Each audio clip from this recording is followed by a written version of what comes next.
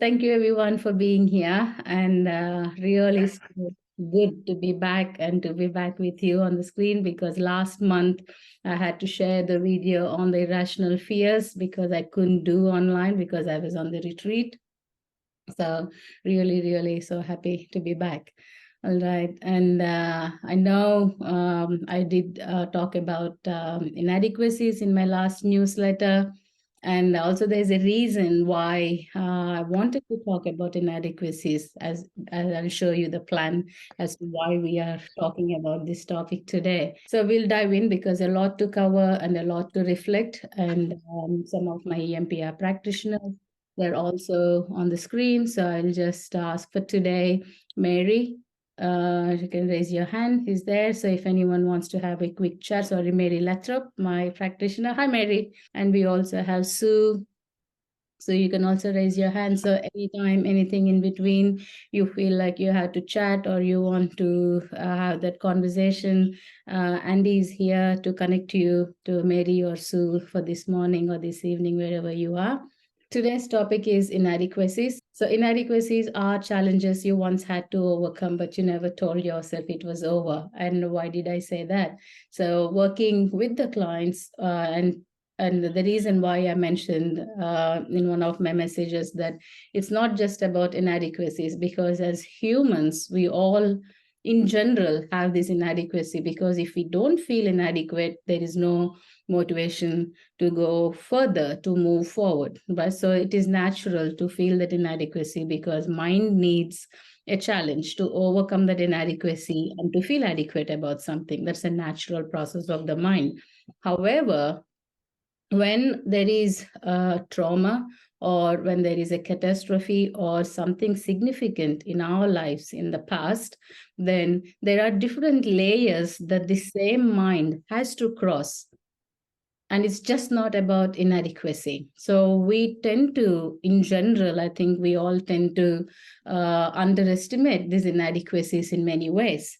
And there is clear difference when I talk to people who experience something and who are pushed to think beyond the normal boundaries of the mind.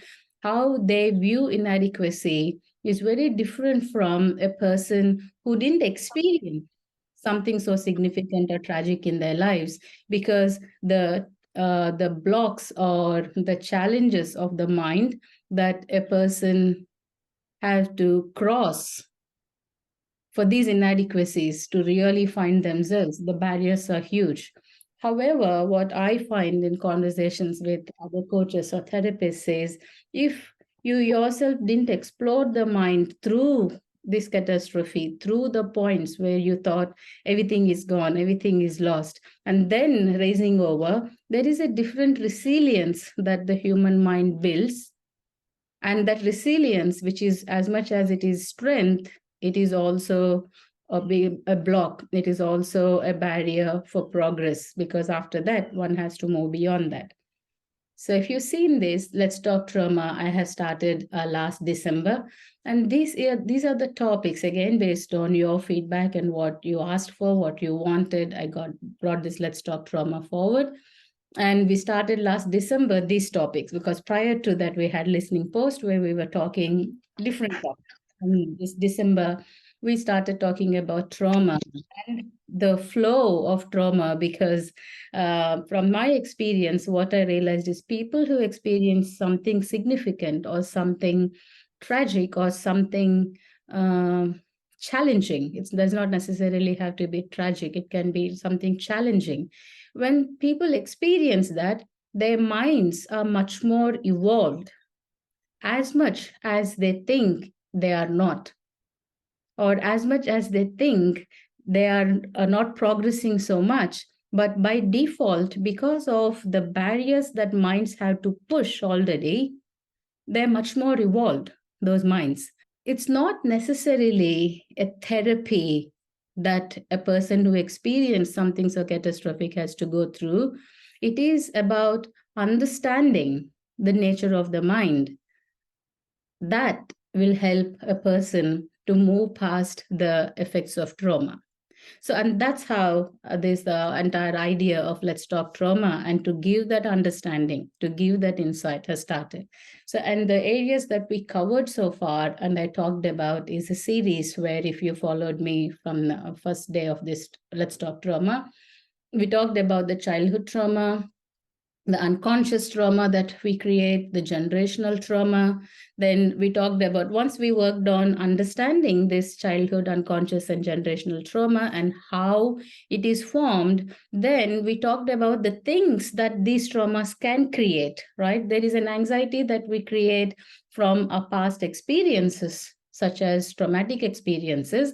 And also, there are anxieties that we create not necessarily because of a traumatic experience, but because of lack of life skills. So, but here I tried to be specific about the anxieties that we create as part of, as a result of the traumatic experiences. So, we talked about trauma and anxiety. We talked about trauma and depression, which is another major symptom of trauma. Then we talked about another aspect of sexual abuse, because a person who experienced violence is very different in forming their inadequacies or in forming their meanings, is very different from a person who experienced a sexual abuse. So I gave that information about sexual abuse and how the victims, or how the people who got affected by it, how do they form their thinking patterns and what leads them or what motivates them. Then we talked about addictions, and then we talked about unhealthy relationships with yourself, and unhealthy relationships with food, with objects, with things, with people. We talked about that. And then the other one area that will come up, this will come up in a person's life who had experienced, who had a traumatic experience. Another symptom is the inadequacies. So now, after crossing all these layers and the journey of trauma, so today we are focusing on inadequacy. So this inadequacy is most likely a symptom of a traumatic experience. Are you with me here when I said this? The inadequacy. So there are two types of inadequacies, as I mentioned. One where a person didn't experience anything traumatic, but the life and the lack of life skills leads to one sort of inadequacies, and that has a completely different path in the thinking pattern. And a person who experienced something traumatic, they have to cross two additional barriers other than the two more barriers from a person who didn't experience a traumatic experience. But how do we bridge this gap, right? So you must have experienced something traumatic, but what if the people around you didn't experience that? Can they ever understand you?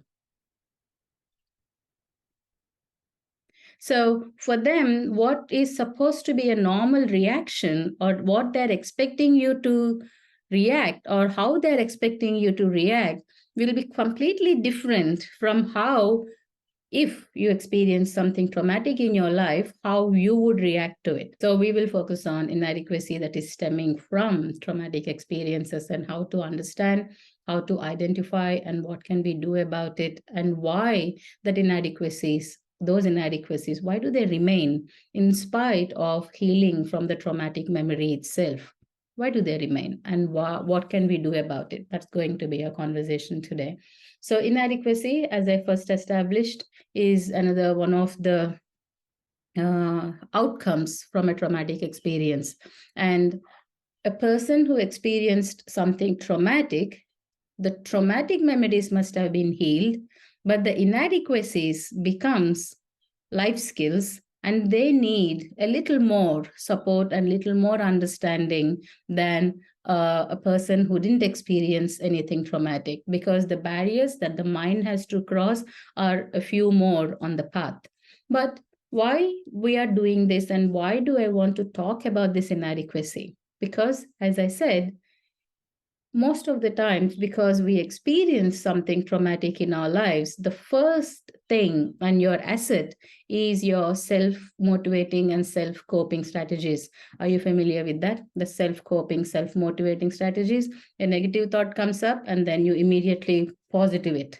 And if something comes up, and then immediately you say, no, you can't think like this, Manna, you're much better than this, and you push it out, right? So that's one of their strengths, and that is also your block.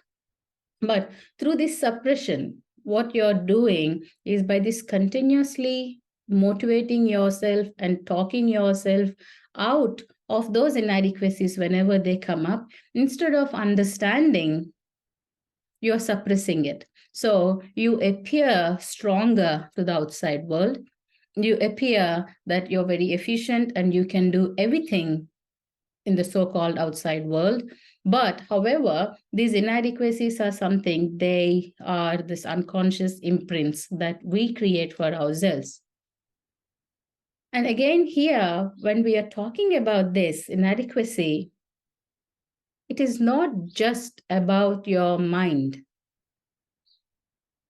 And it is not just about understanding how you created it or what does it mean to you. It is just not about the mind. However, what happened is, outside, overall, the general conversations are, you focus a lot on your mind, and you're too therapy focused or coaching focused or healing focused from a mind's perspective. But there are a few more things that we have to work on beyond mind.